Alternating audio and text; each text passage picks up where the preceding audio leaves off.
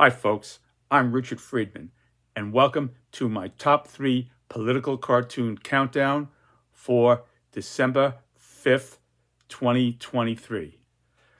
I want to welcome you back, and every few weeks or so we get together and I shoot out the top 3 based upon impressions on X, and I shoot it out to you, and it's really the people's choice of the most popular cartoons that were looked at throughout the last few weeks or so. So let's have a go at it. And here is Número Tres de los Semanas, number 3, right here. Okay, here we have former President Trump. We've got the leader of North Korea, Kim Jong-un. And this is his new spy satellite. And here we have Mickey Mouse and the magic in Disneyland with the Magic Kingdom. Now let's just put it all together, and I'm going to read you the introduction to the cartoon. Kim Jong-un, Supreme Leader of North Korea, Fantasy 2025 Christmas card to a re-elected President Donald Trump. Okay, Donald Trump now, we're going to imagine, is back in the White House, President of the United States again. Amid watching the former president, now we shoot back, and this is watching the former president in a recent interview below. So Kim Jong-un, leader Kim Jong-un, is fantasizing here about when the former president becomes president, if that should come to pass, and his Christmas card for 2025 that he would send to then President Donald Trump.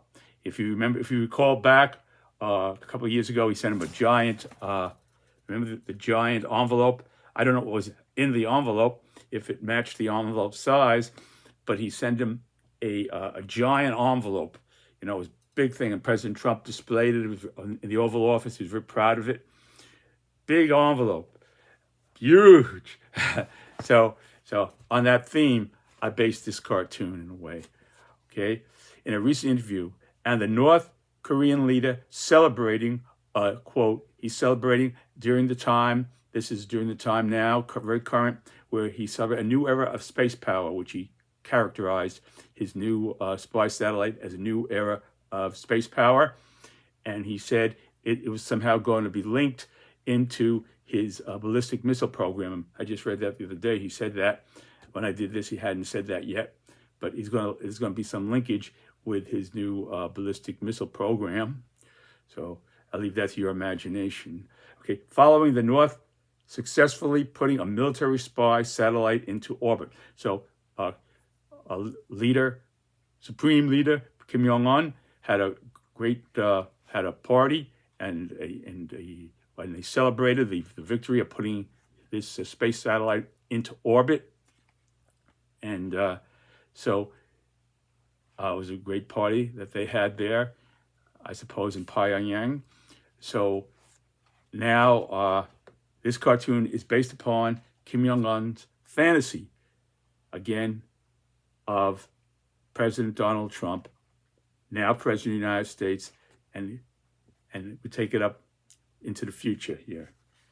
And this is what President Trump, word for word, had said regarding North Korea in a recent interview. Okay, so here's former President Donald Trump here in a recent interview, and Kim Jong-un, leader Kim Jong-un of North Korea, is watching this. You see, and here is former President Trump.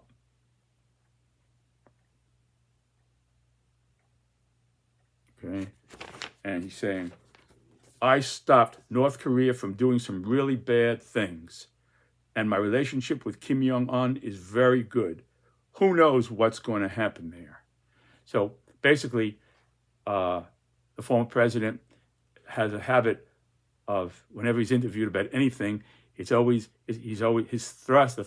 thrust of his interview seems to go in the direction of campaigning for the presidency.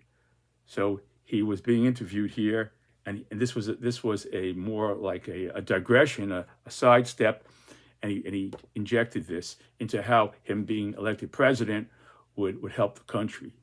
So he's going back now in time, talking about his past relationship, and I remember the big giant envelope that then President Trump was so proud of in the Oval Office, and he displayed it. So that's what this is based on. Now here we have, okay, here's the leader of North Korea. There he is. Okay, underneath the North Korean flag there at his desk. And he's watching this. This is a space satellite. You see? This is the card. Now this is the card he's going to send him. Okay? For Christmas 2025. So Merry Christmas 2025, President Trump. Your Excellency, because I read that he had Leader Kim Jong-un had referred to then when he was president of the United States. When he was president, your Excellency. So he had a way of calling him that, and I suppose that contributed to their relationship in terms of getting then President Trump's affections. If you recall, President Trump came out and said we fell in love. He said that. He said we fell in love. I don't know how, but we fell in love. So, with respect to the North Korean leader Kim Jong-un. So, okay. So here we go. Here we go with this. Okay. So, if Trump reelected, me fantasize. For Christmas 2025, send President Trump Florida Disney World card with Magic Castle and Mickey Mouse from photo take with North Korea camera spy satellite. 2, Your Excellency with deep and special friendship. Okay, that's what this is along the lines of Leader Kim Jong-un's expression at that time to then President Trump. Okay, so here it is. There's a space. This is the space satellite that I drew. I took this from the actual space satellite and drew this, put it into a card for 2025, sent by Korean leader Kim Jong-un to now for now President Trump, having won the election in 2024, assuming. Okay, there it is, and there's Mickey Mouse. We get a good shot of Mickey here. You see Mickey's on the card. And there's the magic castle in Disney World. This from the spy satellite going above it, taking the picture, flying over Florida, taking the picture of Disney World, and then putting it, and then the Kim Jong-un leader Kim Jong-un, putting it into a card and sending it to President Trump, wishing him a Merry Christmas for 2025. Okay, so there you have it out of space, beaming over Orlando, taking the picture of the Magic Kingdom, and again, get zoom in on Mickey here. Here we got Mickey here. There.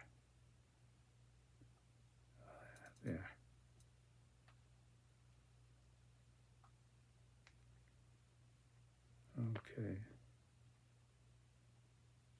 There's Mickey Mouse, the Magic Kingdom.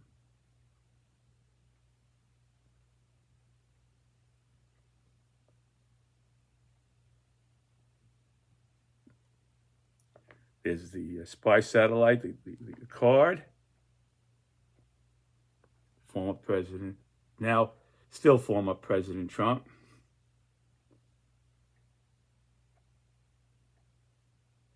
Okay. All right. Okay.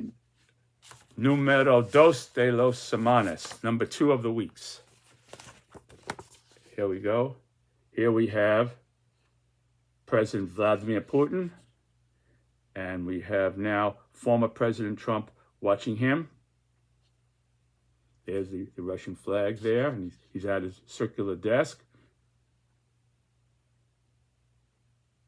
See, and Putin is putting away his speech. He put down, there's his pen on the desk, and he put down a written speech, and he's speaking just as ad-libbing, like I'm doing right now. he's just ad-libbing and presenting what he has to say, and he looks like he's putting his speech down. Okay.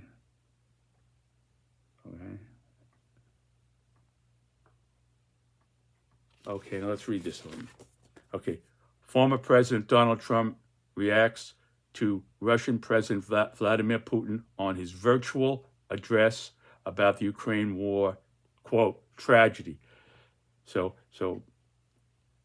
President Putin characterized the war as a tragedy. Okay, this is his words.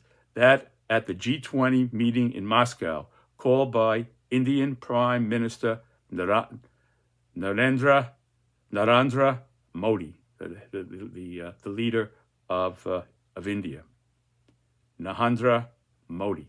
Okay, so this is word for word now of what President Putin said at that G20 conference, word for word. It wasn't easy to put it together, but I got it word for word. Okay, here it is.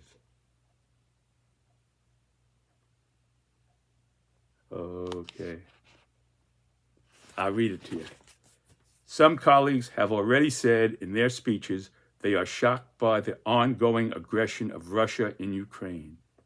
So he's talking about some of his people in his own country are writing about how shocked they are by their own country's aggression in Ukraine. He's acknowledging that. Yes, of course, military actions are always a tragedy for specific people, specific families, and the whole country. And of course, we must think about how to stop this tragedy. By the way, Russia has never refused peace negotiations with Ukraine. It is not Russia, but Ukraine that has publicly announced that it is withdrawing from the negotiation process.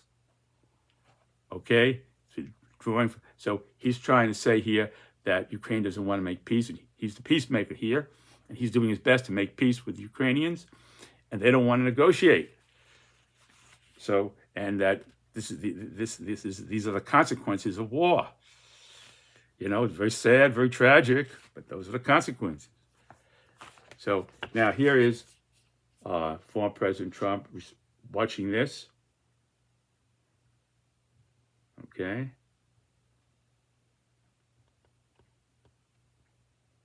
Okay. Thumbs up. Okay. President Trump says, former President Trump says, if I were president, this war would never have happened. Former President Trump has said that. He said, if I were president, if I had stayed as president, and this never would have happened. A lot of it has to do with negotiating with President Zelensky. That's the president of Ukraine. On the military stuff we're giving him. So implicit in that, President Trump is saying that we could end this war by cutting off the aid. And that's what's happening right now because we're running out of money to send. We're running out of money to send to the Ukrainians, and they're going to be they say they use the word kneecapped without American being able to get supply ammunitions and all the things they need to shoot down these missiles coming at them and everything like that, and on the offensive as well. And right now they're in a stalemate position, almost like from what I hear and read, that they're just slugging it out, and neither side is making significant progress. The Ukrainians are creeping in a little bit, but nothing really significant. So the thing is that now the Republicans are saying here that They don't want to talk. They don't want to talk about Ukraine, and they don't want to talk about Israel until we get an agreement on the border. So they're saying now that it's just as we're under this equal crisis now, what's going on in Ukraine, what's going on in Israel. These are crises that have to be addressed, but they're saying the border is just as equal a crisis. It is a crisis. There's no question about it. We have to do something about that border. I mean, it's just like if you live in a in a neighborhood and you don't have, and you don't have any markings of where your property ends or begins, and I mean, it has to be addressed. But the point is, it's apples to oranges, because you're saying here that you're going to. This is really domestic policy. How we handle our borders is domestic policy, and how we send foreign aid to countries is foreign policy. So you're mixing foreign policy. You're going to justify, and all the world looks at us and say, well, if America has another crisis come along, how can we rely on America if they're going to stop this bullshit and say, well, maybe next time it'll be a different kind of crisis that the Republicans will come up with. Maybe they want a certain kind of flavor of ice cream introduced into the country. Nobody introducing that flavor of ice cream or something like that. And we're not going to arm until we get that special flavor of ice cream, that we all like very much. I mean, it's a little, not quite an analogy, but it's still, it's not the same. It's still apples to oranges, or better, even more close. It's like a kid saying, I'm not going to this dentist because his office stopped serving gumdrops. I like the gumdrops. Mommy, I ain't going to that dentist until he puts out the gumdrops that I like for kids to eat when they come into the office. No gumdrops, I ain't going to the dentist. It's almost just childish in a way, to say that, to mix apples with oranges. And so any other country, they can go here, they can go there. All these aggressions that are happening in the world can go on, because America will say, we can't do this right now because we have to address the border. The border is important, but it's not. It's something that has to be addressed separately, and it has to be addressed. But to put it in here, where everything is up in the air and everything is so in such critical condition with Israel and Ukraine, to say, we got to talk about the border, and then they can't talk about the border. They can't get an agreement on the border, so we can't do nothing about you sending all this stuff to Ukraine, and Ukraine's going to start losing territories. And then you got North Korea. I was just talking about they're going to make a move on someday up on the south. I mean, he's not developing spy satellites to go to Mars. Kim Jong-un ain't going to looking to spy on the Martians. He's not going to go up there in the space program to spend billions of his money on exploring space for some altruistic discoveries of space. I mean, it's important and everything like that, but he ain't going to do. He has a space. He's going to coordinate his missiles program with his spy satellites. Going to find out where all our weapons are, and they say go to South Korea. They're, hi, we're here, and then you got the Chinese with Taiwan, and here we are talking about a wall on the border, and all this crap is going on. We don't know, and there goes North Korea over the fence into the south. So it's plain. It's ridiculous. It's just like after Pearl Harbor. When the Japs bombed tomorrow, I think it's Pearl Harbor Day, December 6th, the day that will live for infamy. If Japanese bombed Pearl Harbor, that was tomorrow. Is December 6th, Pearl Harbor Day. So and then President Roosevelt, I just asked Congress to declare war on Japan. So we ain't doing that until you do something that us Republicans like. We're not going to strike back at Japan. So it's not as bad as that. But I'm just saying it's a little bit of an analogy here, because it's apples to oranges. Okay, I said enough. Again, probably too much. Okay, so here is former President Trump here. Okay, and he's saying here, if I were president, this war would never have happened. A lot of it has to do with negotiating with Zelensky on the military stuff we're giving them. So he's going to put pressure on the Ukrainians. Basically, he's in the ballpark with Putin here. to put pressure on the Ukrainians to go to peace by not sending any more weapons, which by de facto is what's happening. What's happened? Then the Ukrainians are never going to do that. They're going to go down to the last man and the last brick and the last building and the last school, the last hospital, and they'll fight to the death of the of their civilization.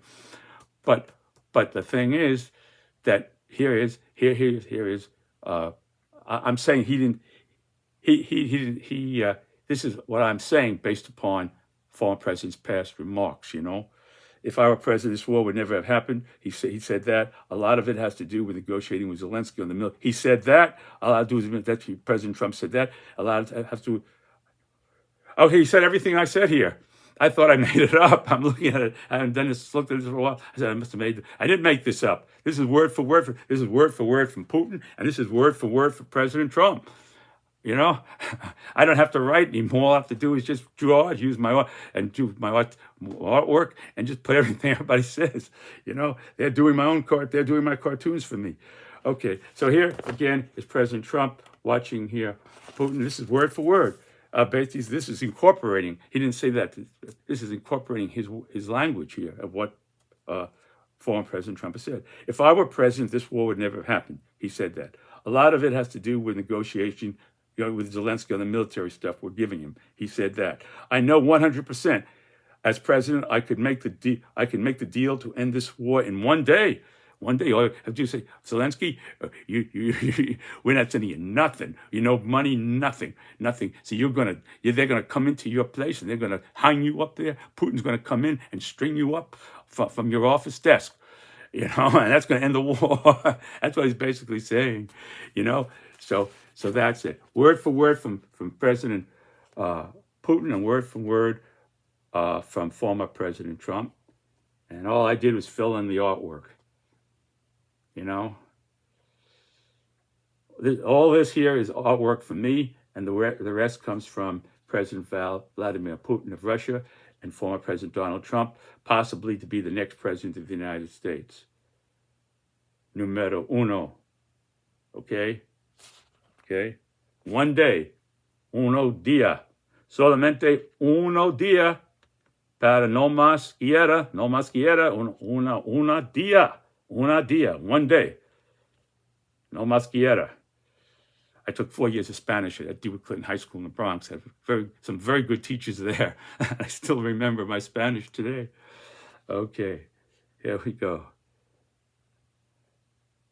There. Okay, there it is.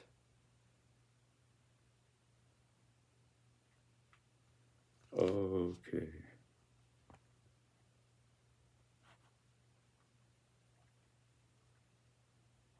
All right.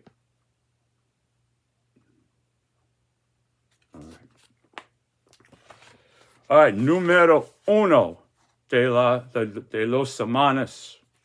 Aquí. All right. Gotta keep working on that Spanish, folks. Okay.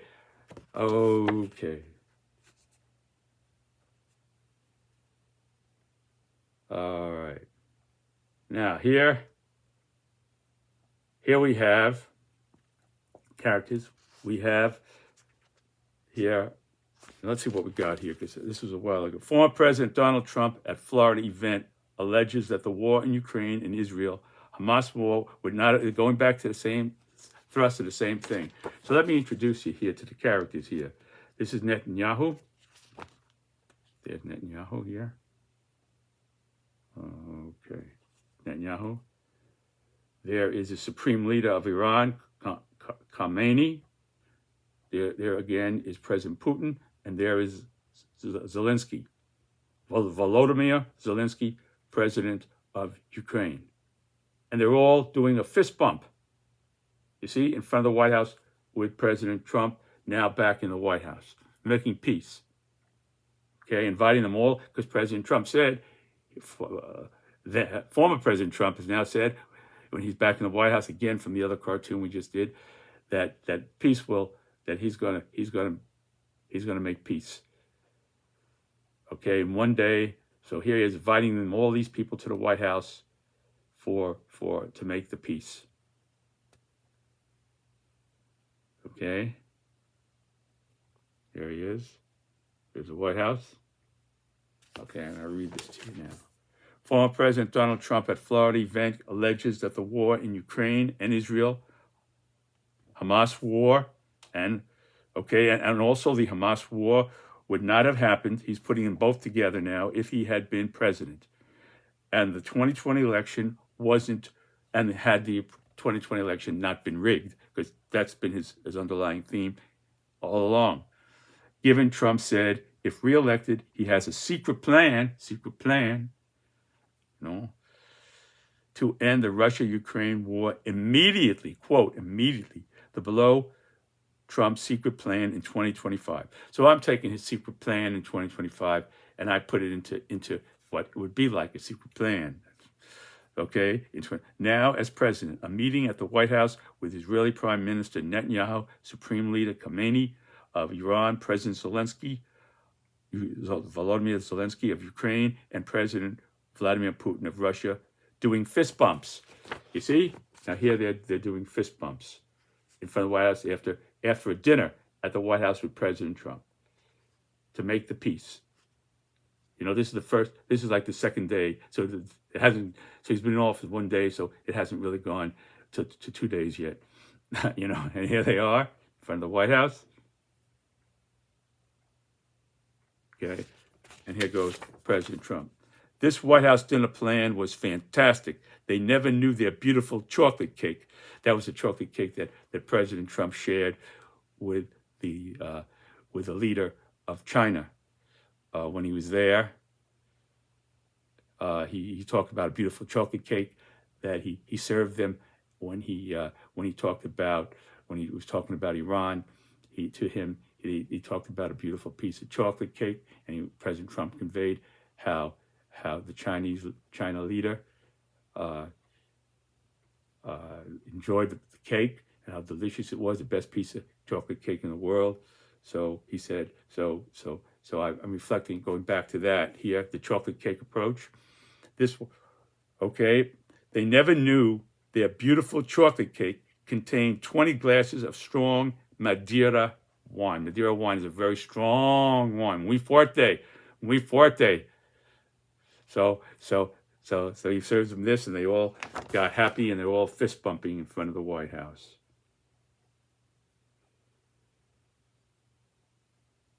And there's President Trump, thumbs up all the way.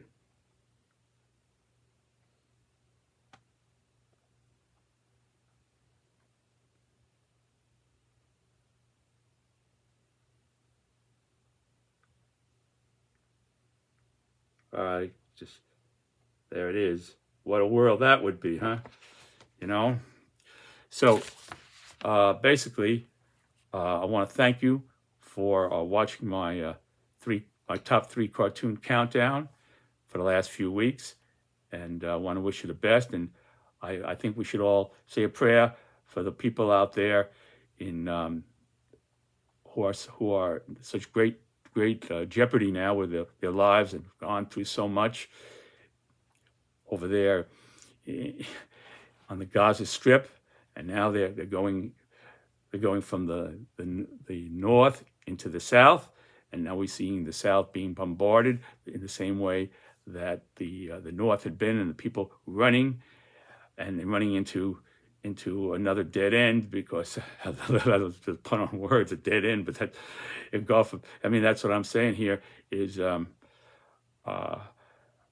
then you read about the atrocities that went on there, and all the things, horrible things, and you're caught between a rock and a hard place as to how to rationale. The mind, to rationale what Israel is doing here with all these people, these are innocent people, and then all the innocent people who got slaughtered during that October 7th festival, and the kibbutzes and what they did there, and then you see what's going on here. So you're caught. The only way out of the dilemma in your thinking has to be that better days are coming, that this will never happen again, and that people will never be driven to such a way to react this way, and say to hell with the innocent.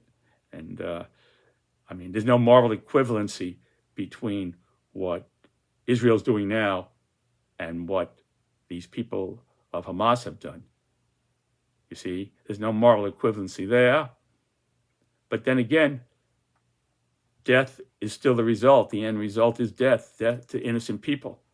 So I don't know. I have no answer for that. I only pray to God that I think we should all pray that as few as people as possible, and pray for the hostages who are still being captivated there under Hamas, underground there, and pray for the people who are running for their lives into this from the north into the south, who are now being bombed after being told to go to the south, and it's almost like they're trying. I don't know what to say. I'm speechless. I don't think there's any answer. I don't think anybody, if you listen to the people, everybody tries to in the explanations, tries to cover the bases and tries to say this and tries to say that. But I say I have no answer because it's a conundrum of a magnitude that's beyond me. All I can do is pray, and that's all I do. I always pray for these people, and that's all we can really do, and hope that this is a stain on humanity in every way, shape, or form, and that the future will be better and brighter, and that the Palestinians will someday have their own land and their own country, and will be a democracy, and will rise above this. And people say, well, this is going to create a generation of more terrorists. Well, we got to pray. We got to pray that these people see the wisdom and the futility of that endeavor and rise above that tendency and say, well, today we have to start over, and we have to rise above the past and develop our own country and become a democracy. And I'm sure there are leaders. There are George Washingtons among the Palestinians. There are Abraham Lincolns among the Palestinians who can rise to that occasion. And I pray for that to happen. And that's it for me, folks. God bless you, and God bless America. Thanks for watching my cartoon countdown. I'll see you next time. Bye, folks.